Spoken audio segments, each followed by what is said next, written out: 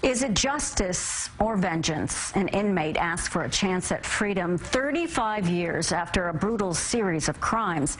Governor Cuomo granted Judith Clark clemency last week, but as CBS 2's Lou Young reports, that is not sitting well with some in the Rockland community still scarred by the bloodshed.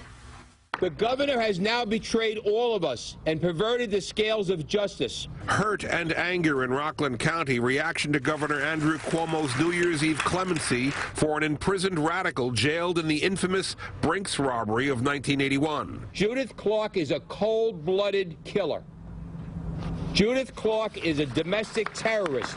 The governor reduced Clark's sentence from 75 years to life down to 35 years to life to give her a chance at parole. She was a member of the Weather Underground and Black Liberation Army back then, appropriating funds, they said, in Nyack here in Rockland County. A bloody failure that left a security guard and 2 police officers dead.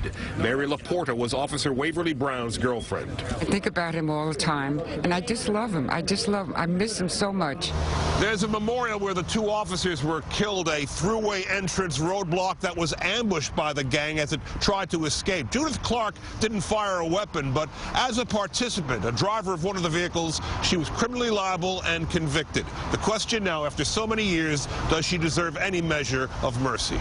The governor believes she does. And she talked about her sorrow and her complicity and why she did it. And I found her very impressive overall, and I think she's going to be impressive to the parole board. Robert Van Cura was police chief in South Nyack that day. I think she's done some good things while she's in prison, and I think that earns her some mercy and starts to pay back the debt that she owes to society. But I don't think letting her out is ever in the cards. Now Clark has a chance at release she didn't have before. It's a courageous act by the governor, I have to say, because there is no question that what she did in killing law enforcement officials in the line of duty was horrible. One victim's sister vows to keep the pressure on. Oh, I'll be speaking with the parole board, and of course my message would be I feel she should stay in prison. She may have to deliver that message in a matter of weeks. We're in Rockland County. Lou Young, CBS 2 News. The other woman who was a defendant in the case, Kathy Boudin, had been given the lightest sentence, 20 years to life.